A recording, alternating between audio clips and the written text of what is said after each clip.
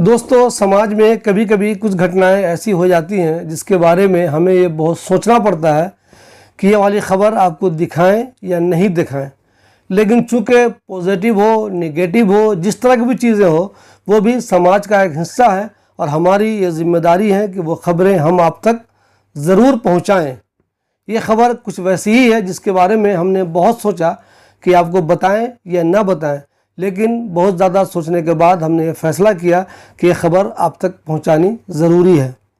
ये घटना है शाहीन बाग की, शाहीन बाग के एफ ब्लॉक की। शाहीन बाग के एफ ब्लॉक की एक लड़की ने उसी ब्लॉक के एक स्कूल के एडमिनिस्ट्रेटर पर ये इल्ज़ाम लगाया है कि उसने उसके साथ छेड़खानी की। वो बच्ची जो कि एफ ब्लॉक की ही रहने वाली है, वो स्कूल भी एफ ब्लॉक में ही है, उसने अपने उस एडमिनिस्ट्रेटर पर ये इल्ज़ाम लगाया कि 16 सितंबर 2023 को हमने स्कूल ज्वाइन किया।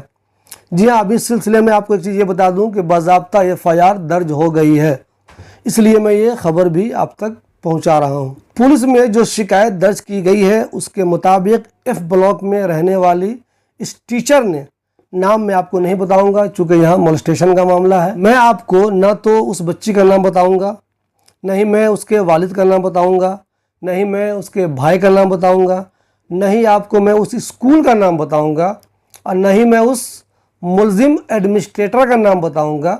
हाँ, इतना मैं कह दूं आपको कि वो बंदा मौलाना है, कासमी है, दारुल उलूम देवबंद से फारिग है। उसके यहाँ एक टीचर ने ज्वाइन किया 16 सितंबर 2023 को। पुलिस में इस टीचर ने, जिसकी उम्र लगभग 20 साल है, उसने ये शिकायत दर्ज कराई है कि जब मैंने स्कूल को ज्वाइन किया उसके बाद से ही इस बंदे ने, यानी कि जो मौलाना है, उसने मुझ पर नज़र गलत तरीके से डालनी शुरू कर दी। शुरू में तो मैं बर्दाश्त करती रही, नज़रअंदाज करती रही, लेकिन 4 अक्टूबर को तब हद हो गई जब स्कूल के सारे बच्चे और टीचर चले गए तो इसने मेरे साथ कुछ ज़्यादा ही गलत हरकत करनी शुरू कर दी। पहले तो इसने मुझे करीब बुलाया, मेरे बदन पे टच किया, मेरे जिस्म को छुआ। उसके अलावा इसने मुझे लालच देना शुरू कर दिया कि तुम मुझे बहुत अच्छी लगती हो, मैं तुम्हें टीचरों की हेड बना दूंगा, मैं तुम्हें जामिया में एडमिशन करा दूंगा और तुम्हें किसी तरह की कोई दिक्कत नहीं होगी। ये कहते हुए, जैसा कि ये बच्ची इल्ज़ाम लगा रही है उस एडमिनिस्ट्रेटर पर अपने एफआईआर में, ये कहते हुए उस मौलवी ने इसके साथ छेड़खानी की, इसके प्राइवेट पार्ट को छुआ, अपना प्राइवेट पार्ट भी उसके जिस्म पर ज़बरदस्ती रगड़ने की कोशिश की। बहुत देर तक ये हरकत करता रहा। ये बच्ची रोते हुए अपने घर वापस आ गई। 1-2 दिन ऐसे ही गुजर गए। 6 तारीख को जब इसके घर वालों को लगा कि ये बच्ची कुछ नॉर्मल नहीं लग रही है, कुछ परेशान सी दिख रही है, तो उसकी माँ ने उससे पूछा आखिर ऐसा क्यों है। तो उस बच्ची ने अपनी माँ को सारी बातें बता दी। कोई भी गैरत वाला बाप, कोई भी गैरत वाला ख़ानदान जब ये बात सुनता है तो अचानक गुस्सा हो जाता है। लड़की के वालिद जो बहुत शरीफ आदमी है, इलाके के लोगों से मेरी बात हुई है, सब ने कहा कि ये आदमी बहुत शरीफ है, वो बहुत गुस्सा हो गया और उसने ये तय किया आज तो मैं इस मुल्ले को मार दूंगा या फिर खुद मर जाऊंगा। लेकिन लोगों ने समझाया कि आप ये काम मत कीजिए, आप बाज़ाब्ता इसकी पुलिस में शिकायत कीजिए, पुलिस कानून के तरीके से इसके ख़िलाफ़ कार्रवाई करेगी। इसके बाद 112 नंबर पे कॉल किया गया, पुलिस आई और अब बाज़ाब्ता एफआईआर दर्ज हो गई है। इस मौलवी के ख़िलाफ़ 354, 354A और 506 की धारा लगाई गई है। इन धाराओं का मतलब यह है कि आपने किसी महिला के साथ अश्लील हरकत की। अब इस मौलवी को क्या सज़ा मिलेगी, इसके साथ क्या होगा, ये तो बात की बात है, लेकिन फ़िलहाल ये जानना आपको ज़रूरी है कि ऐसे मामले समाज में होते रहते हैं। बहुत मर्तबा जो लड़कियां होती हैं, टीचर होती है या महिला होती है, वो कंप्रोमाइज़ कर लेती है, अपने घर वालों को नहीं बताती है। लेकिन यहाँ जो बच्ची है, इसने हिम्मत की। पहले तो उसने उस मौलवी की जो हरकत थी उसका उसने प्रोटेस्ट किया, फिर उसने अपने घर वालों को बताया और अब बाज़ाब्ता उसने शिकायत दर्ज करा दी है। इस मामले में मोहल्ले वाले लोगों ने उसका बहुत साथ दिया। जब वो गुस्से में थे, नाराज़ थे, मौलवी को पिटना चाहते थे, तो लोगों ने कहा आप ऐसी हरकत मत कीजिए, आप कानून का सहारा लीजिए। आमतौर पे ऐसे मामले में होता है, लड़की वालों को या लड़की को प्रेशर में लेने की कोशिश की जाती है, लेकिन जब इस वालिद को ये लगा, जब लड़की को लगा कि मुझे मोहल्ले वाले भी साथ दे रहे हैं, उस मौलवी के ख़िलाफ़ सब लोग एकजुट हैं, तो इसने हिम्मत की और उसके ख़िलाफ़ शिकायत दर्ज करा दी है।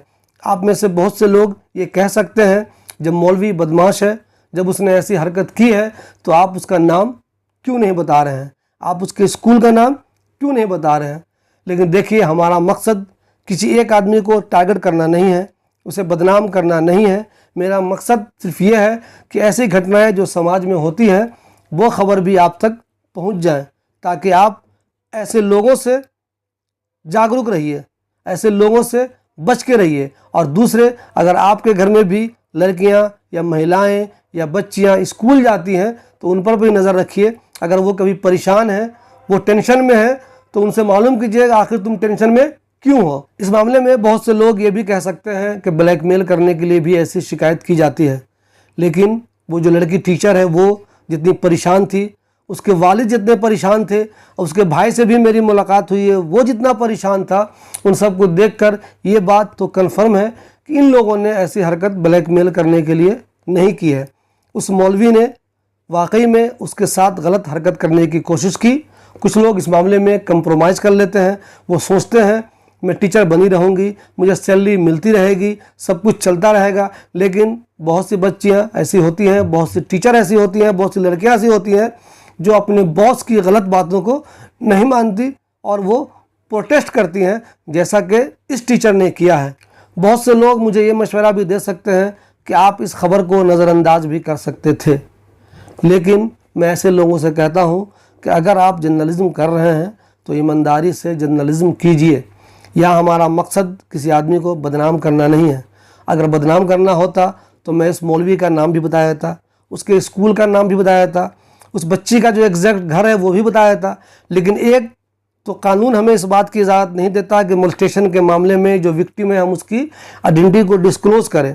और दूसरे, मौलाना का नाम मैं इसलिए नहीं ले रहा हूँ कि हो सकता है उसे एहसास हो और आइंदा वो ऐसी हरकतें करने से बाज आए।